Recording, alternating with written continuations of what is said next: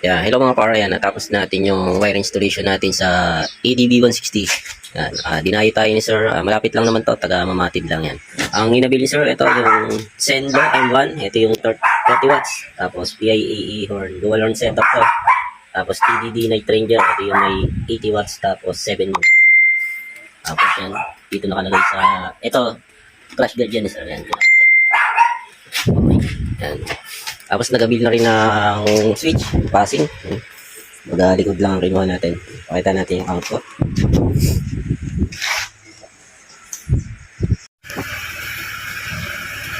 Ayan. Ang switch ng MDL natin, ito. Ayan.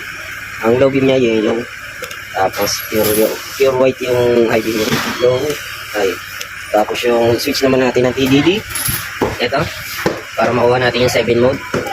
Ayan. Ayan yung yellow, white, tapos yung spotlight yan. Tapos passing.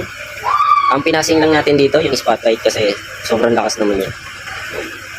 Tapos ang kagandahan kasi doon sa setup na yun, kahit naka full gas, may passing pa rin.